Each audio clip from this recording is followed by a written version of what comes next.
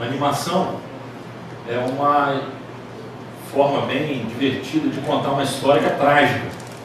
É uma das histórias que Jesus contou, é uma parábola, e essa parábola é a parábola que hoje nós vamos ler e refletir sobre ela, baseado aqui nessa série Caminho de Jerusalém. Se você tem uma Bíblia, vamos então diretamente a ela. Lucas capítulo 12, do versículo 13 ao versículo 21, a parábola do rico insensato. Se você estiver precisando de Bíblia, a gente tem algumas Bíblias, só fazer um sinalzinho com a mão que vai chegar uma Bíblia aí para você, tá bom? Lucas capítulo 12, do versículo 13 ao versículo 21, diz o seguinte: alguém da multidão lhe disse: Mestre, dize a meu irmão que divida a herança comigo. Respondeu Jesus: Homem, quem me designou juiz ou árbitro entre vocês? Então lhes disse: Cuidado, fiquem de sobreaviso contra todo tipo de ganância. A vida de um homem não consiste na quantidade de seus bens. Então lhes contou esta parábola: a terra de certo homem rico produziu muito. Ele pensou consigo mesmo: o que vou fazer? Não tenho onde armazenar minha colheita. Então disse: já sei o que vou fazer. Vou derrubar os meus celeiros, construir outros maiores, e ali guardarei toda a minha safra e todos os meus bens. E direi a mim mesmo: você tem grande quantidade de bens armazenados para muitos anos. Descanse, coma, beba e alegre-se. Contudo, Deus lhe disse: insensato, esta mesma noite a sua vida lhe será exigida. Então, quem ficará com o que você preparou? Assim acontece com quem guarda para si riquezas, mas não é rico para com Deus. Vamos fazer mais uma oração? Senhor nosso Deus, Pai querido, nesse momento em que lemos a Tua Palavra, nós pedimos a iluminação do Espírito Santo sobre o nosso coração, sobre a nossa mente. Nos dá não apenas o entendimento, Pai, mas sobretudo abre os cofres do nosso coração. Que nós saiamos daqui essa noite com não apenas o impacto da Tua Palavra, mas com a semente da transformação que ela deve produzir na nossa vida. É o que nós te pedimos, em nome do Teu Filho Jesus. Amém. Vou pedir ajuda ali, pessoal lá atrás, para me acompanhar aqui, porque eu acho que não está pegando legal aqui a rede. Quando eu conseguir passar, eu vou passando, tá bom? Na semana passada, a gente conversou aqui sobre o começo de Lucas capítulo 12, falando sobre advertências e motivações. E a gente falou que o objetivo da advertência é despertar a nossa consciência. E o objetivo da motivação é nos ajudar, é nos incentivar para a perseverança. E que todos nós precisamos, vez por outra na nossa vida, de advertências e de motivações. Porque às vezes a gente está meio sonolento, a gente acaba se esquecendo de algumas coisas que nós não poderíamos ter esquecido, e aí a gente precisa de um despertar da consciência. Por outras vezes a gente sabe, a gente está consciente, mas a gente está sem ânimo. E aí a gente precisa de motivação para continuar no caminho. Nesse texto, que é uma continuação do texto que nós vimos na semana passada, Jesus conta uma parábola e antes, na verdade, ele lança uma grande advertência. Vamos ver aí no versículo 15 qual foi a advertência que Jesus lançou. Ele disse o seguinte: cuidado. Cuidado é uma palavra que já denota essa advertência. Fiquem de sobreaviso contra todo tipo de ganância. A vida de um homem não consiste na quantidade dos seus bens. É preciso lembrar que Jesus está a caminho de Jerusalém. Essa é a temática da nossa série. Jesus está subindo para Jerusalém. O que ele vê em Jerusalém é a cruz. Ele sabe o que lhe espera lá em Jerusalém. E ele está guiando os seus discípulos por esse caminho. Acontece que ele sabe como é o coração humano. E ele sabe que ao longo desse caminho para Jerusalém, algumas distrações desse mundo podem acabar nos desviando da rota para Jerusalém. E talvez a maior tentação que existe no caminho de Jerusalém seja justamente essa tentação que Jesus apresenta para os seus discípulos. Cuidado, fiquem de sobreaviso contra todo tipo de ganância. Jesus está falando aqui desse grande perigo da ganância, ou também chamado da cobiça. E o que é a ganância? Do que é que Jesus está dizendo? O que é que pode ser muito forte a ponto de nos desviar do caminho, a ponto de nos distrair nesse mundo e a gente perder o foco da vida? É a ganância. E a ganância, a palavrinha que é usada ali no texto, significa exatamente isso. É a sede de ter mais, e mais, e mais, e mais.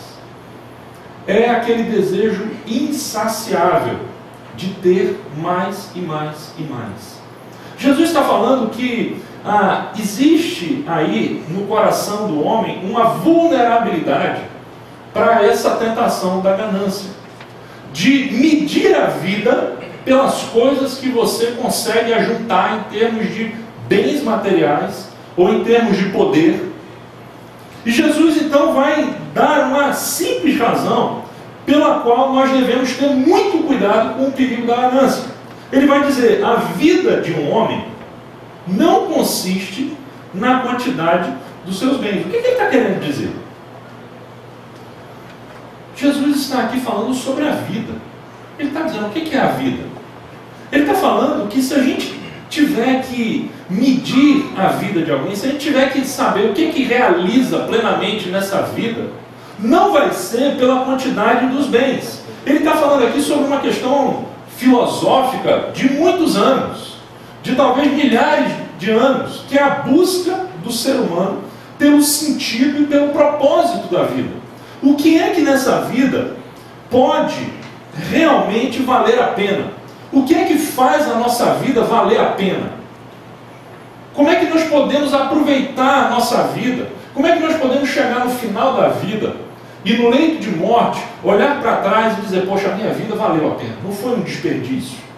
Jesus está dizendo que definitivamente não é pela quantidade dos bens que a gente consegue acumular ao longo da nossa vida.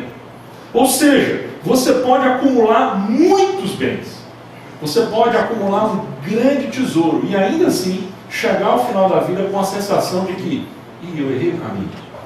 É por isso que Jesus está dizendo assim: olha, cuidado com esse caminho. E a razão principal, gente, é porque a ganância, ela leva necessariamente à cegueira. Se tem uma coisa que cega o ser humano, é a ganância.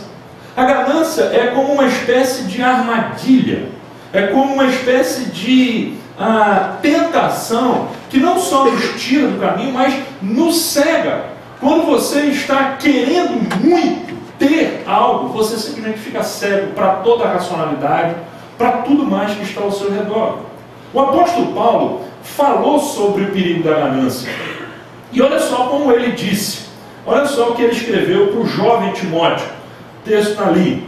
Os que querem ficar ricos caem em tentação, em armadilhas e em muitos desejos descontrolados e nocivos, que levam os homens a mergulharem na ruína e na destruição. Pois o amor ao dinheiro é a raiz de todos os males. Algumas pessoas, por cobiçarem o dinheiro, desviaram-se da fé e se atormentaram com muitos sofrimentos. Paulo está falando da mesma coisa que Jesus, de como a ganância pode nos desviar do caminho de Cristo, do caminho de Jerusalém. Nós estamos hoje vivendo no nosso país uma crise, um assunto que se tornou manchete nos principais jornais, nos principais sites, envolvendo justamente um líder cristão que de alguma maneira, em algum momento, perdeu o caminho. E por que perdeu o caminho? Por causa da ganância. Porque de repente, em algum momento, começou a medir a vida através daquilo que o dinheiro pode comprar. E gente, Isso é tão sério que Jesus então resolve contar uma história. E essa história é a história do louco, a história do tolo, a história desse rico insensato que nós vimos ali no início através daquele filminho. E essa é uma parábola de Jesus para hoje. Nunca foi uma parábola tão atual.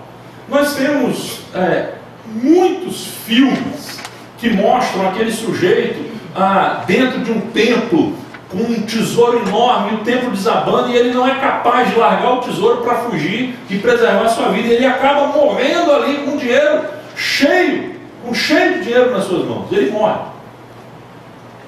Eu tenho um livro muito interessante chamado Fim de Jogo. E esse livrinho aqui é um livro em que o autor, o John Ortberg, reescreveu, recontou a história do rico insensato a partir da ótica moderna, a partir da realidade do nosso tempo, de alguém que, muito bem sucedido, procura ganhar a vida. E eu achei essa história, essa narrativa dele tão lúcida, tão tocante, que eu resolvi trazer essa história, e ainda que um pouquinho longa, eu queria muito que vocês ouvissem. Eu chamei o Rodrigo está aqui com a gente aqui, eu chamei ele porque ele é louco, porque ele é corintiano, então é um dos loucos para contar a história do outro louco, mas ele é louco em outro sentido, é louco pelo Corinthians. E aqui o Rodrigo vai me ajudar, porque eu passei o texto para o Rodrigo, e o Rodrigo vai fazer... Você está com o texto aí? Não? Tem aqui, se quiser. Beleza. Então, Rodrigo, você vai, por favor, fazer a leitura dessa história, vai recontar essa história de Jesus numa linguagem contemporânea, tá bom? Pode começar por aqui, ó. E você sabe onde termina, né? Aqui, tá bom? Tem microfone aí para você? Isso, até aqui, tá bom? Isso aqui você não precisa ler, não. Vamos lá. Vai que é tua. Era uma vez um homem importante e ocupado que vivia no Vale do Silício. Sua rotina era passar de 12 a 14 horas por dia no trabalho, às vezes também nos finais de semana. De posse de um diploma de MBA, associou-se a organizações profissionais e diretorias para expandir seus contatos. Ao dirigir seu carro, ouvia audiolivros ensinando a competir com os tubarões e extrair lições de liderança com Gengis Khan. Usava para isso um aparelho de CD especial, adaptado para acelerar a voz do leitor, de modo que concluía o livro na metade do tempo normal. Mesmo de folga, devaneava sobre o trabalho de forma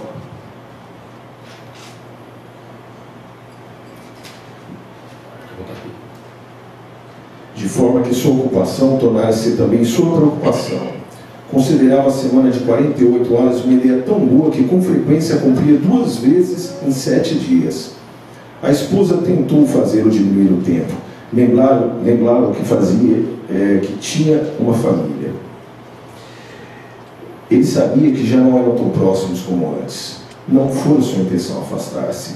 Ele apenas parecia sempre querer que ela lhe desse tempo, e tempo era algo que ele não tinha para dar.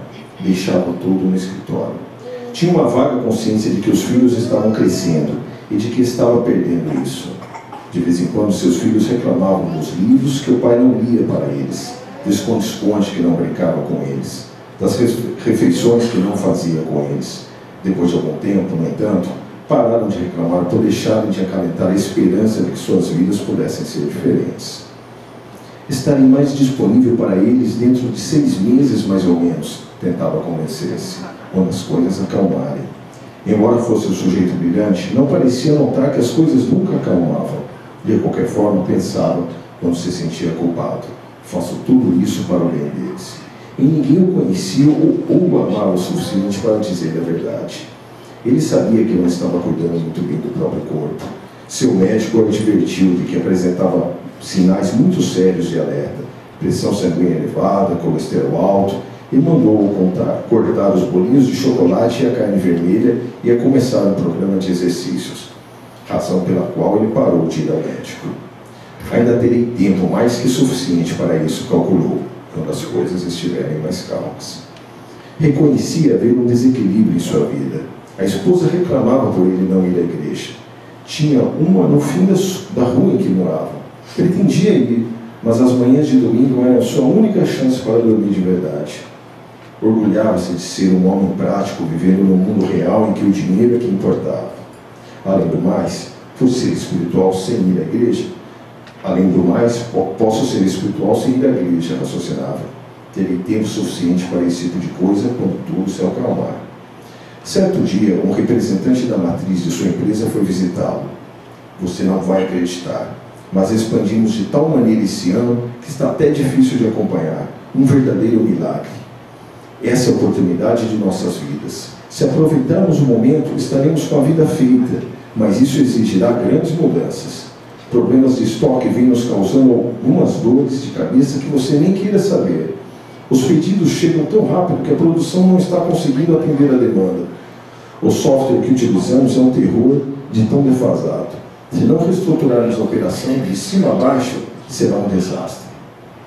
Foi então que me ocorreu. Implementaria na empresa uma revolução tecnológica. Adotaria um padrão wireless de ponta a ponta, 24 horas por dia, 7 dias da semana, acessibilidade para todo mundo. Obrigariam todo o pessoal a usar headphones no lugar de telefone convencional e instalaria aparelhos de fax até no banheiro. Criou na cabeça um novo lema para a empresa: vivemos para isso, que mudaria estampar em toda parte. A grande chance de sua vida chegara. Isso o tornava disponível para todos, exceto para quem mais precisava dele e de quem ele mais precisava: a esposa, filhos, ele próprio, os amigos, Deus. Naquela noite comentou com a esposa: você se dá conta do que isso significa? Podemos relaxar, nosso futuro está garantido, estamos com a vida feita.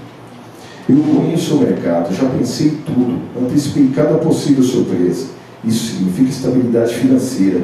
Conseguiremos tirar aquelas férias que você vive me cobrando, afinal. Era o senhor do tabuleiro agora. Acontece que a esposa ouvira aquele tipo de conversa antes. Aprendera a não alimentar a esperança. Às 11 horas da noite, ela foi para a cama sozinha, como de costume. Enquanto o senhor do tabuleiro debruçava-se sobre o teclado do computador, reordenando o universo, um mísero detalhe lhe escapava. Uma artéria, antes flexível como uma folha de planta, agora estava seca como um pedaço de gesso, rígida como cimento velho. As células sanguíneas mal conseguiam espremer-se por dentro dela. Dia a dia aquele homem traçava planos, rascunhava memorandos urgentes, verificava ansioso o seu portfólio, impunha seu jogo com destreza sobre o tabuleiro, ao mesmo tempo em que mais alguns fragmentos de lipídios e entulho juntava sua obstrução arterial. Cada charuto, cada naco de manteiga, cada palavra irada, cada percurso irritado ao volante do carro, cada pensamento preocupado cumprir a sua função. Em silêncio, com eficiência e irreversibilidade, seu corpo preparava a sua ruína. Durante mais de meio século, seu coração bombeara 70 mil litros de sangue por contração, mais de 6 mil litros por dia, a taxa de 100 mil batidas a cada 24 horas. Tudo isso sem nunca ter lhe despachado um memorando ou feito uma revisão. De repente, seu coração falhou uma batida, e outra, e uma terceira. Ofegava à procura de ar, apertando o peito. Por um instante foi-lhe concedido o dom de uma clareza ofuscante. Embora ocupasse posição elevada em 1000 organogramas, na verdade não tinha controle nem do próprio pulso. Que coisa engraçada. 1000 entregados em diversos continentes obedeceriam cada palavra sua com temor e tremor, mas algumas gramas de músculo recalcitrante dobravam-lhe os joelhos. Vou me deitar aqui um pouco e dormir. A esposa acordou às 3 horas da manhã e nada de encontrá-lo a seu lado na cama. Desceu disposta a buscá-lo, nem que fosse arrastado. Foi quando viu sentado na frente do terminal de computador, a cabeça apoiada na mesa. Que ridículo, pensou. Parece que estou casado com uma criança. Prefere adormecer na frente de uma tela a vir para a cama. Tocou-lhe o ombro com a intenção de despertá-lo, mas ele não reagiu. Sentiu-lhe a pele assustadoramente fria. Em pânico, experimentou uma sensação angustiante no estômago enquanto discava o 90. Quando os paramédicos chegaram, explicaram que o marido sofreu um ataque cardíaco fulminante que estava morto havia horas. A história dessa morte foi repetida a exaustão na comunidade financeira. O obituário do jornal foi publicado na Forbes e no Wall Street Journal. Pena que morrera, pois teria adorado ler o que escrever a seu respeito. Então chegou a hora do funeral. Devido à sua notoriedade, a comunidade inteira apareceu. As pessoas marchavam em fila ao seu lado no caixão e faziam os mesmos comentários tolos que sempre se fazem em funerais. Está com um aspecto tão sereno. Isso se chama rigor mortis e costuma causar esse efeito. A morte é o jeito que a natureza tem para mandá-lo diminuir o ritmo. Quando alguém considerado rico morre, sempre faz-se também a mesma pergunta idiota. Quanto será que ele deixou? Tudo. Todo mundo sempre deixa tudo. Em seguida, algumas pessoas foram à frente prestar-lhe tributo. A maioria falou de suas conquistas, pois ao mesmo tempo em que todos sabiam alguma coisa sobre ele, ninguém de fato conhecia. Foi um dos maiores empreendedores do seu tempo, disse alguém. Foi um inovador em matéria de tecnologia e sistemas de entrega, comentou outro alguém. Era um homem de princípios, disse um terceiro. Nunca burlou o fisco, nunca trapaceou em seus pedidos de reembolso, nunca traiu a esposa. Outro admirador comentou-lhe as conquistas cívicas. Era um dos pilares da nossa sociedade. Conhecia todo mundo. Esse homem sabia estabelecer uma rede de relacionamentos como ninguém. Tinha encomendado uma grande coluna memorial de mármore para ele. Escreveram nela todas as seguintes palavras inspiradoras: visionário, inovador, líder, empreendedor, acima de tudo, sua palavra favorita, pela qual dera a própria alma: sucesso. Enterraram-lhe o corpo, instalaram sua lápide e então cada qual voltou para sua casa. Depois que escureceu, quando não havia ninguém presente para testemunhar o que acontecia, o anjo de Deus foi enviado ao cemitério. Sem ser visto ou ouvido, o anjo passou por todas as outras lápides até chegar ao maravilhoso memorial daquele homem, com o dedo desenhando sobre ele a única palavra que Deus escolhera para resumir toda a vida de alguém tão rico, ocupado, respeitável e bem-sucedido. Tolo. Seu tolo. Esta noite você vai morrer. Então quem ficará com tudo que você guardou? Obrigado, Rodrigo. Pode deixar, por favor. Aqui? Aqui em cima. Deixa. Essa história contada dessa maneira desperta a nossa emoção, porque é o que nós vemos todos os dias nos jornais, no trabalho, pessoas que estão em busca de sucesso. E Jesus está falando justamente pensando nessas pessoas. Jesus está falando aqui de um louco, de um tolo e da sua ganância. E se a gente observa a história como Jesus contou, que está muito bem representada pela história que esse autor contou, esse louco tinha algumas metas de vida. A vida dele girava ao redor de 4 palavras. Não sei se vocês perceberam isso. 4 verbos desse louco, que resumiam a vida dele. Primeiro, trabalhar. Segundo, ganhar dinheiro. Terceiro, guardar dinheiro, ou seja, acumular dinheiro. E por fim, e só então, curtir a vida. 4 palavras que definem um projeto de vida: trabalhar, ganhar, guardar e curtir. Esse era o projeto desse homem. Esse é um projeto que, segundo a palavra de Jesus nos ensina hoje, pode desviar o foco de uma vida do caminho de Jerusalém para esse caminho que é largo, o caminho do sucesso. Mas o problema é que a ganância, como a gente aprendeu, e a gente está aprendendo, ela produz a cegueira. E a gente vê nesse cara aqui, que Jesus conta, um cara absolutamente cego, da mesma forma que esse sujeito que trabalhava no Vale do Silício. Ele era cego por quê? Principalmente por 2 motivos. O primeiro deles, ele não via ninguém mais além de si mesmo. Sabe o que a ganância faz com a gente? Esse projeto de vida, ele nos deixa cegos para tudo mais que está ao nosso redor. A gente só consegue olhar para a nossa vida. Se você pegar o Novo Testamento grego, original em que essa história foi escrita por Lucas, você vai perceber que as palavras eu, meu e minha aparecem 12 vezes nesse pequeno parágrafo. Você vai ter aqui ele falando da minha colheita, dos meus celeiros, da minha safra, dos meus bens, Ou seja, ele só está preocupado com quem? Com ele mesmo. Ele não consegue ver mais ninguém. Ele não vê os seus colegas, ele não vê a sua esposa, ele não vê os seus filhos, ele só vê ele próprio. É isso que a ganância faz com a gente. Nos tira a percepção de que a vida é relacional, que a vida não é só o que eu quero ou o que eu tenho. Esse cara chega ao cúmulo de Jesus contar a história da seguinte maneira, que ele chegou e disse, direi a mim mesmo. Ou seja, ele não tem ninguém para conversar. O texto é tão profundo que se resume isso, eu direi a mim mesmo. Olha, você tem muitos bens. Ou seja, é um cara tão narcisista, tão egoísta, tão individualista, que ele conversa com ele mesmo. É por isso que Jesus chamou ele de quê? Louco. Porque louco é isso, né? O louco fala sozinho. Porque ele não tem a percepção de relacionamento. Ele é ele, o mundo dele é ele. A sua loucura cegou a sua vida, a sua cabeça, cegou ele mesmo para os demais. Mas além disso, a cegueira, em segundo lugar, a ganância, cegou esse sujeito porque ele não via nada além deste mundo. Ele não via nada além de ninguém além de si mesmo, mas ele não via nada além deste mundo. Ou seja, ele não considerava a possibilidade da morte. Para ele, ele era imortal. Ele não pensava na possibilidade de que essa nossa vida tem prazo de validade. Para ele, não havia prazo de validade. E a verdade, gente, é que todos nós vamos passar. Todos nós.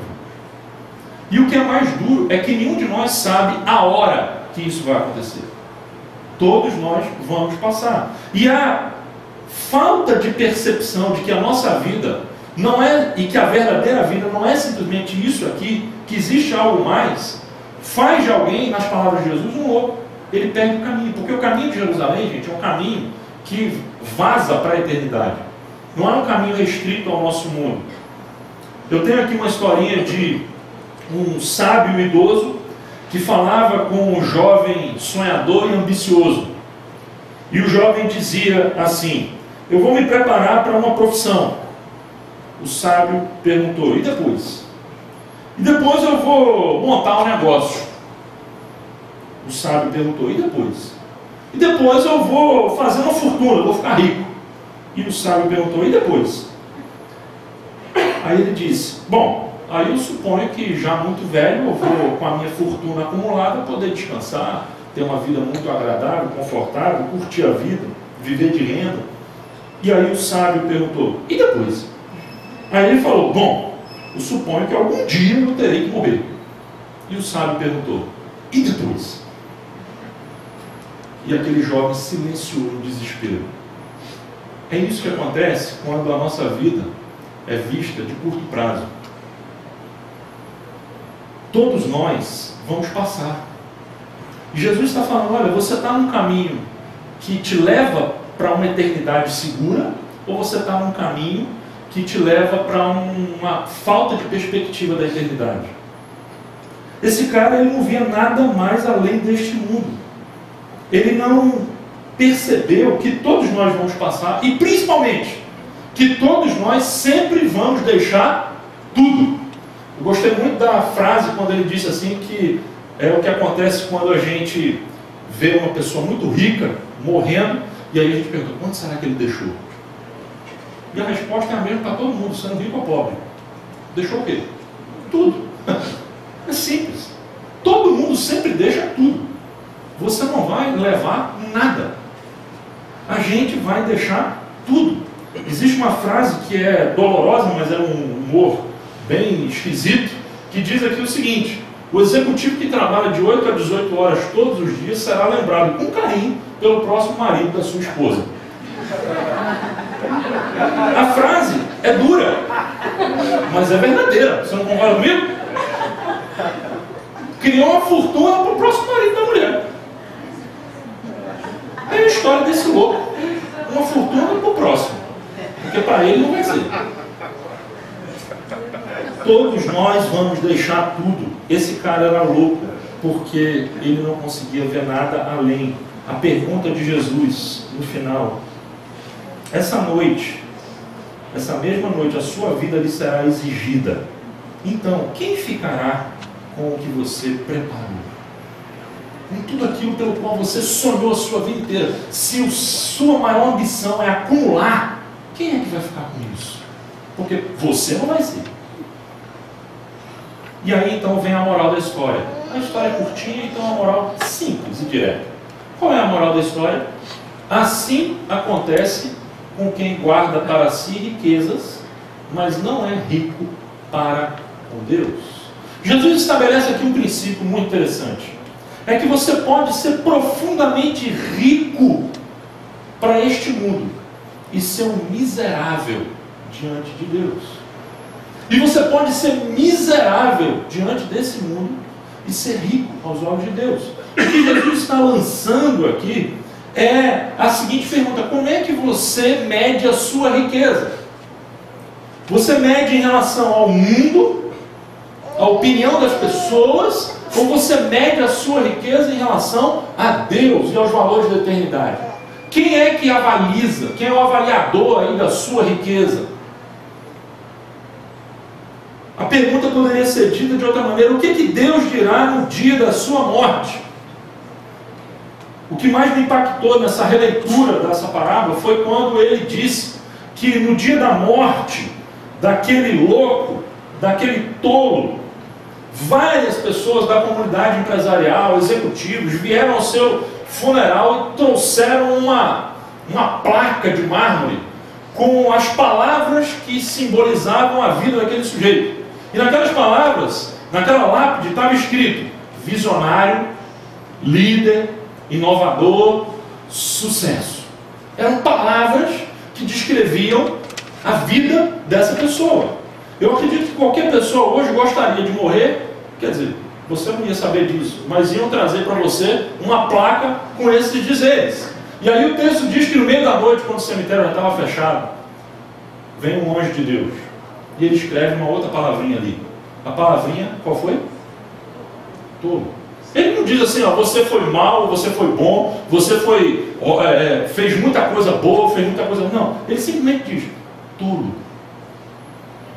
Tolo, estúpido, desperdiçou a vida, seus valores foram completamente equivocados. Você foi rico para o mundo, mas foi pobre diante de mim. E aí, gente, aqui eu queria agora rapidamente fazer um exercício com vocês, porque eu queria perguntar o que Deus dirá ou diria no dia da sua morte. E da sua mesmo, você que está aqui. E nós temos aqui a plaquinha. Algumas pessoas estão com a plaquinha aqui, podem distribuir rapidamente, por favor, com a canetinha. Rapidinho, está aí a sua lápide. Vamos lá. Você vai receber a sua lápide agora. Pode colocar rapidinho o que você gostaria que Deus escrevesse na sua lápide. O que Ele vai escrever lá no dia da sua morte. Como é que Deus vai avaliar a sua vida? O que Ele vai colocar ali? O que você gostaria que Ele colocasse? Vamos lá, você pode escrever. O que você gostaria que Deus colocasse? Você pode até colocar duas palavras. Você pode dizer o que Deus colocaria hoje e o que você gostaria que Ele dissesse. Coloque o que você acha que Ele diria hoje e coloque o que você gostaria que Ele dissesse.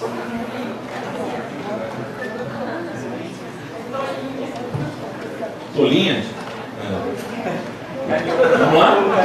Rapidamente, gente. Não temos muito tempo, 2 minutinhos apenas. É o quê? Aquelas colares. Como é que era antes? Macra? Ah, sim. Tem gente que esse é o grande. Eu gostaria de dizer. Oi? Quem precisar de caneta tem caneta ali. A caneta? Ó, também é lógico. Eu gostaria. Colocar.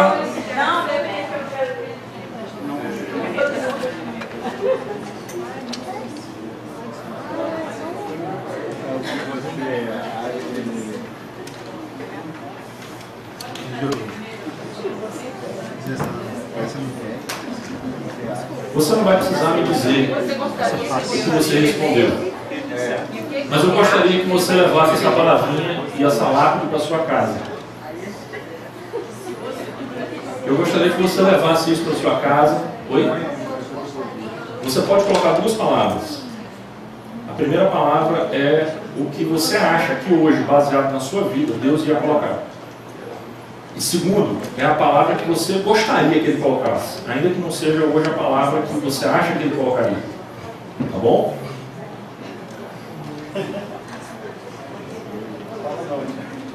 Esse é um exercício para a gente sair daqui hoje com uma reflexão. Nós estamos falando sobre o caminho de Jerusalém, que é o caminho de Jesus para a eternidade. Nós estamos falando de um desvio de rota. Nós estamos falando sobre uma proposta de tentação desse mundo que o tempo inteiro está colocando propaganda e marketing e coisas diante de nós para que a gente perca a nossa visão e direcione a nossa jornada de vida para outro lugar. Quem já escreveu pode depois colocar a caneta, por favor. Vamos lá? Eu quero compartilhar com vocês o que eu fiz nesse exercício essa semana. E eu vou compartilhar com vocês algumas palavras que eu gostaria que Deus escrevesse na minha lápide. Na verdade, eu tenho certeza que Ele vai escrever essas palavras na minha lápide. E vocês vão ver que essas palavras não dependem necessariamente de mim.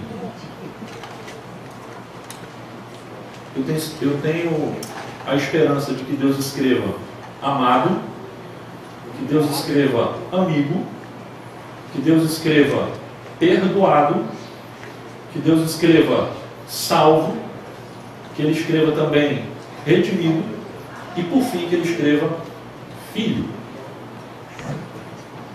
Nenhuma dessas palavras aí descrevem a minha bondade.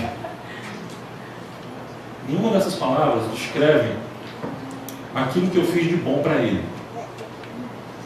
Mas todas essas palavras descrevem aquilo que Ele fez por mim. Vocês estão percebendo?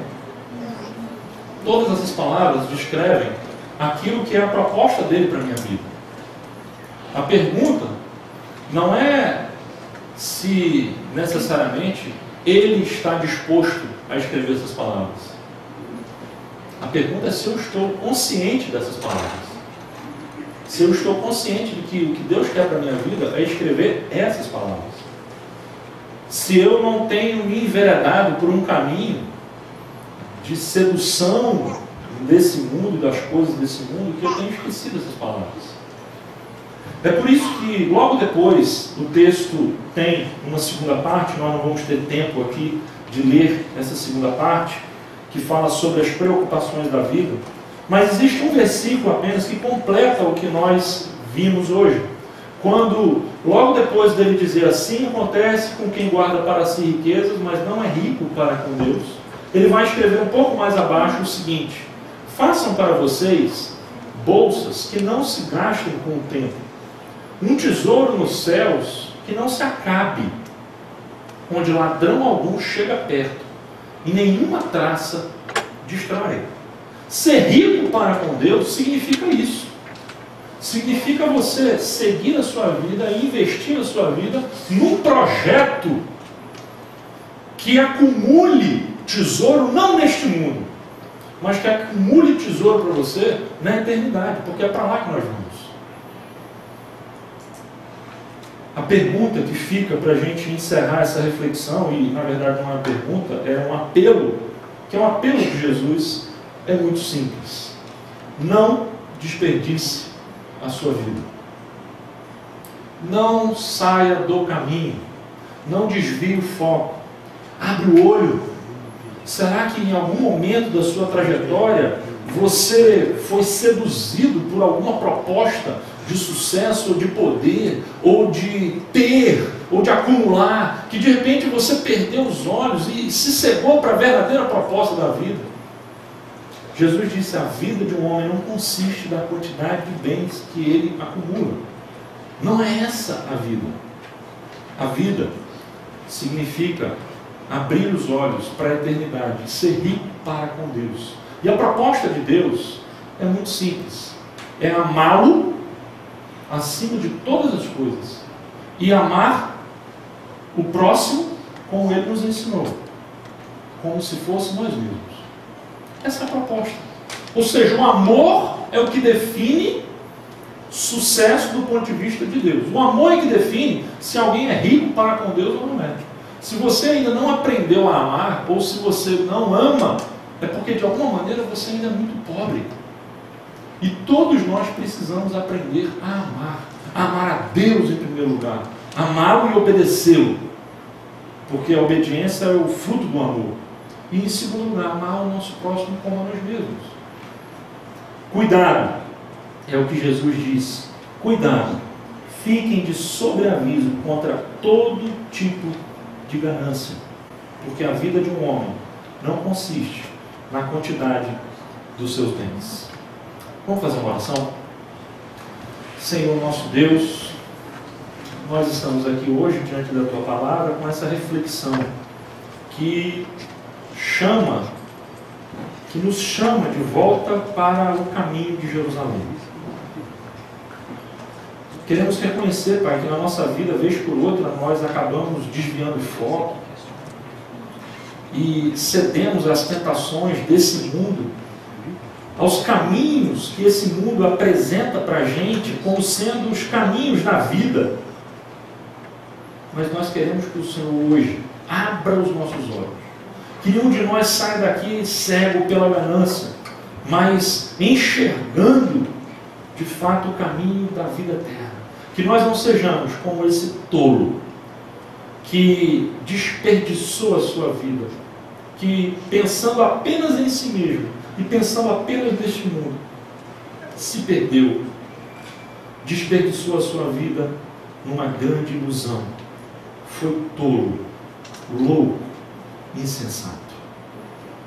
Que nós saiamos daqui essa noite, Pai, não apenas com o entendimento renovado, mas com o coração advertido e motivado para seguir em frente no caminho de Jerusalém. Essa é a nossa oração, em nome do Teu Filho Jesus. Amém.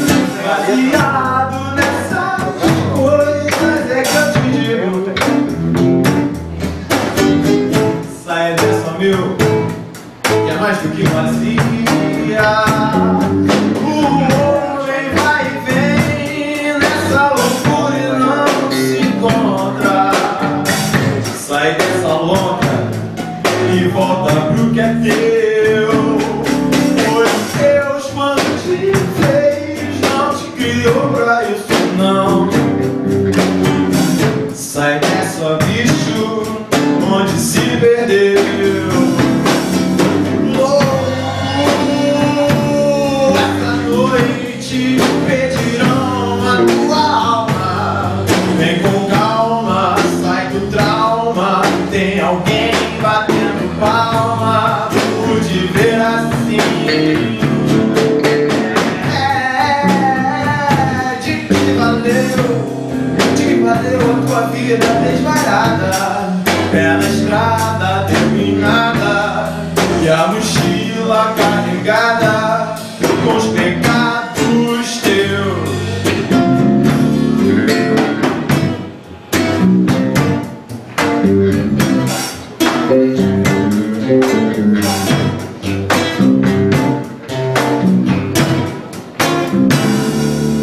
E vem mais louco do que tudo que você já conheceu. É o amor daquele que numa cruz morreu, perdoando seus pecados, nova vida ele te ofereceu, pra tirar dessa loucura gente como você.